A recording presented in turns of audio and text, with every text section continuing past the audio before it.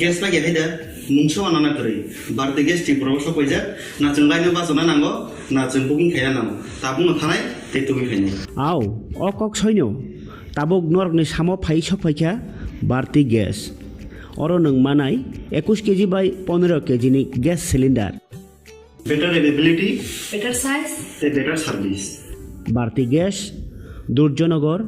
Airport road phone number 7640998623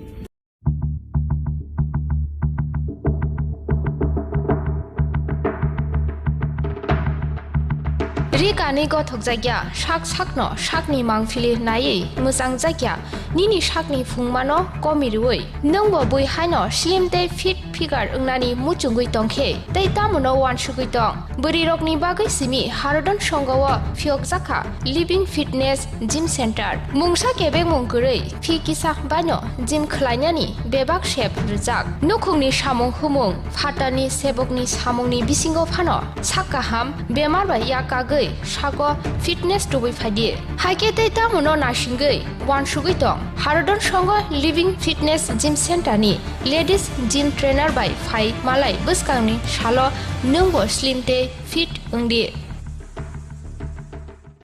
যতনা খুলমখা নমস্কার আমি সমস্ত ত্রিপুরাবাসীকে ধন্যবাদ জানাই আমি এবং আমার পরিবার কোভিডে আক্রান্ত হওয়ার পর যেভাবে আপনাদের আদর ভালোবাসা আশীর্বাদ এবং সহযোগিতা পেয়েছি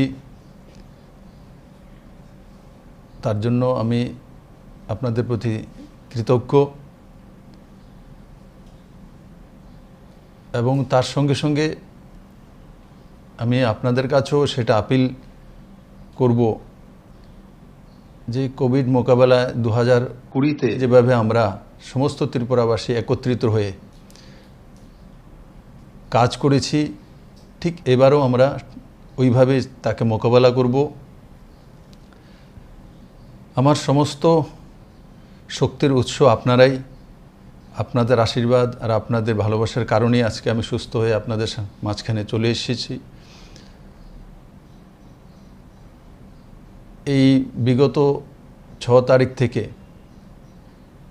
একটা লম্বা সময় আমি আপনাদের মাঝে আসতে পারিনি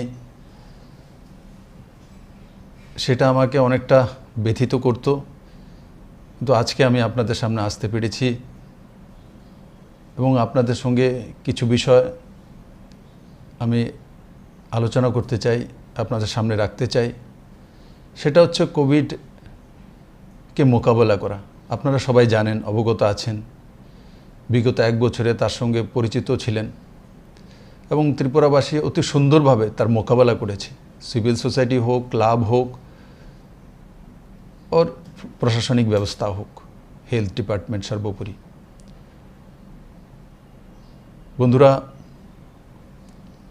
মাননীয় প্রধানমন্ত্রী জি কোভিড মোকাবেলা যা যা করার উনি সমস্ত ব্যবস্থা নিচ্ছেন আমাদের ত্রিপুরা রাজ্যে প্রথমবারের যে কোভিডের আক্রমণ ছিল সেটাকে আমরা অনেকাংশে প্রতিহত করতে সক্ষম হয়েছিলাম আমাদের যে হেলথের ব্যবস্থা আছে আমাদের যে প্রশাসনিক ব্যবস্থা আছে আমাদের যে সিভিল সোসাইটি রয়েছে জাগরুক জনতা রয়েছে এরাই আমাদের সৈনিক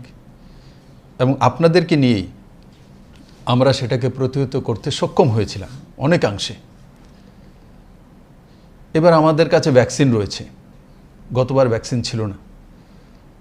প্রথম চরণে যে টিকাকরণ হয়েছে সেটা হেলথ কর্মী এবং প্রথম সারির যোদ্ধা তাদের জন্য টিকাকরণের ব্যবস্থা করা হয়েছে এবং দ্বিতীয় চরণে 45 বছরের ঊর্ধ্বে তাদের জন্য টিকাকরণের ব্যবস্থা প্রথম টিকাকরণ যেটা হচ্ছিল যারা হেলথ কেয়ার রিলেটেড স্টাফ রয়েছেন যারা প্রথম সারির যোদ্ধা রয়েছেন তাদের টিকাকরণ ত্রিপুরাতে 90% উপরে হয়েছে এবং 45 বছরের উপরে যারা রয়েছেন দ্বিতীয় টিকাকরণ যেটা শুরু হয়েছে সেটাও 65% ত্রিপুরাতে করতে আমরা সক্ষম হয়েছি। সেটা ভারতবর্ষের অন্যান্য প্রান্তের চাইতে অনেক বেশি মাত্রার টিকাকরণ হয়েছে। তার জন্য আমি ত্রিপুরাবাসীকে এবং হেলথ ডিপার্টমেন্টকে ধন্যবাদ জানাই। এবং তৃতীয় চরণে মাননীয় প্রধানমন্ত্রীজি 1 মে থেকে 18 বছর থেকে 44 বছর পর্যন্ত যে টিকাকরণের ব্যবস্থা ঘোষণা করেছেন, তাতে আমি আমার রাজ্যবাসীকে অনুরোধ করব যে টিকাকরণ তো হবে, কিন্তু আমাদের খেয়াল রাখতে হবে প্রথমে আমাদের যারা হেলথ কর্মী রয়েছেন, যারা 45 বছর ঊর্ধ্বে রয়েছেন, তাদেরকে প্রায়োরিটি দেওয়া। কারণ কি, যে ভ্যাকসিন সেটা বড় মাত্রা একসঙ্গে অ্যাভেলেবেল নেই। তার জন্য যারা 18 বছরের ঊর্ধ্বে রয়েছেন ওনারা যাতে 1 তারিখ থেকে খেয়াল রাখতে হবে, আমরা যেখানেই টিকাকরণের জন্য সেন্টারে যাব প্রায়োরিটিতে আমাদেরকে 45-এর ঊর্ধ্বে তাদেরকে রাখতে হবে। ও স্টেপ বাই স্টেপ আমাদের হবে, একসঙ্গে সবার টিকাকরণ হয়ে যাবে তেমন নয়। কারণ সেই টিকার ব্যবস্থা হতে হবে, সেই ভ্যাকসিনের ব্যবস্থা হতে হবে। রাজ্য সরকার সেই ভ্যাকসিন ক্রয় করার জন্য 134 কোটি টাকা রাজ্যের বাজেট থেকে আমরা বরাদ্দ করেছি। আমরা আশা করি যে আমাদের সমস্ত ত্রিপুরাবাসী সেই বিষয়ে খুব কম সময়ে বিস্তারিত অবগত হবেন। এবং তার সঙ্গে সঙ্গে খেয়াল রাখতে হবে যে রাজ্যগুলো বড় মাত্রায় কোভিডে আক্রান্ত, সে মহারাষ্ট্র হোক, সে কর্ণাটকা হোক, দিল্লি হোক, পশ্চিম বাঙ্গাল হোক, 10টি যে মূল রাজ্য আমাদের রয়েছে তার মধ্যে করোনার প্রাদুর্ভাব বেশি। স্বভাবতই সেই দিকটাই, সেই রাজ্যগুলিতেই ভ্যাকসিনেশনের ব্যবস্থা প্রাথমিকভাবে প্রথম পর্যায়ে সে রাজ্যগুলিকে চিহ্নিত করা হয়েছে এবং সে রাজ্যগুলিকেই প্রোভাইড করা হবে। আমরা নর্থ ইস্টের রাজ্যগুলি যারা রয়েছি, বিশেষ করে আমি আমার নিজের রাজ্যের কথা বলবো, আমরা অনেকাংশেই জাগরুকতার কারণে, সোশ্যাল ডিস্টেন্সিং মেনটেনের কারণে, মাস্ক পরিধানের কারণে, স্যানিটাইজার ইউজ করার কারণে আমরা অনেকাংশে সেফ রয়েছি। যাতে ক্রমবর্ধমান সেফ আমরা থাকতে পারি, জাগরুকতার মাধ্যমে একে অপরকে সহযোগিতা করা। আর বিশেষ করে আমি যারা প্রফেশনালিস্ট রয়েছেন, ডক্টরস রয়েছেন, আইনজীবীরা রয়েছেন, সাংবাদিক বন্ধুরা রয়েছেন, প্রফেসররা রয়েছেন, স্কুল টিচাররা রয়েছেন, আমি তাদেরকে আবেদন করব, বিগত সময়ে আপনারা যেভাবে জনমানসে একটা জনমত তৈরি করেছেন এবং তার সঙ্গে ক্লাবগুলো বড় ভূমিকা পালন করেছে, এবং সর্বোপরি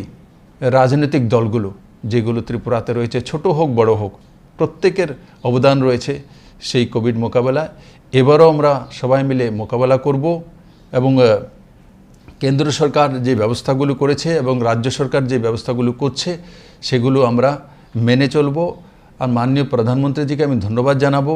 যে উনি মে এবং জুন মাসের জন্য সারা ভারতবর্ষে যারা বিপিএল, অন্তোদয় এবং বিলো পভার্টি রয়েছেন তাদের জন্য 2 মাসের জন্য ফ্রিতে খাদ্যান্নের ব্যবস্থা করেছেন। আমি আশা করি আমার ত্রিপুরা রাজ্যে বড় মাত্রায় যারা বিপিএল, অন্তোদয় পরিবার রয়েছেন তারা তাতে লাভান্বিত হবেন। এবং আরেকটা আপিল আমি গতবারও করেছিলাম, আমরা সবাই জানি আমার আশপাশে কে রয়েছে, কার বাড়িতে অন্ন নেই, কার কাছে খাদ্য নেই। যদি এ ধরনের কোনো কিছু হয় আমি সবার আগে জানতে পারি। তো আমি আপনাদেরকে নিবেদন করব যে নিজের ঘর রক্ষা করে যাতে আমার পারিপার্শ্বিক যে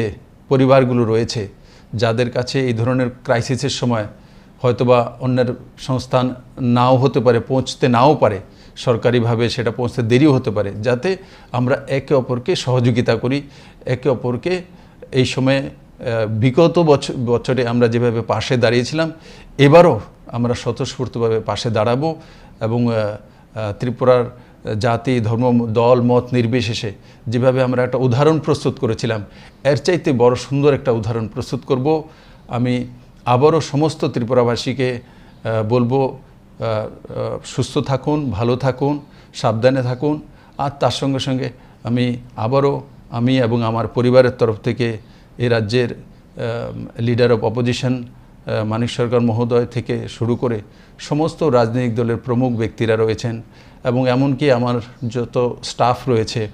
এবং সমস্ত ত্রিপুরাবাসী বিভিন্ন জায়গা থেকে বিভিন্ন সময় আমার বাড়িতে ফোন করেছেন, আমার খোঁজখবর নিয়েছেন, আমাকে সুস্থ করে তোলার জন্য আপনারা সহযোগিতা করেছেন। আমার সমস্ত হেলথ কর্মীরা দিনরাত পরিশ্রম করে আমাকে সহযোগিতা করেছেন, আমার পরিবারকে সহযোগিতা করেছেন। তার জন্য আমি আবারও সবাইকে ধন্যবাদ জানাবো আর আপনাদের প্রতি আমি কৃতজ্ঞ। আমি আশা করি যে যেটা আমার সঙ্গে হয়েছে সেটা যাতে আপনাদের পরিবারের সঙ্গে না হয়, আমরা সবাই মিলে স্বতঃস্ফূর্তভাবে সেটা করব। সবাইকে অনেক অনেক ধন্যবাদ। সবাই সাবধানে থাকুন, ভালো থাকুন, সুস্থ থাকুন। নমস্কার।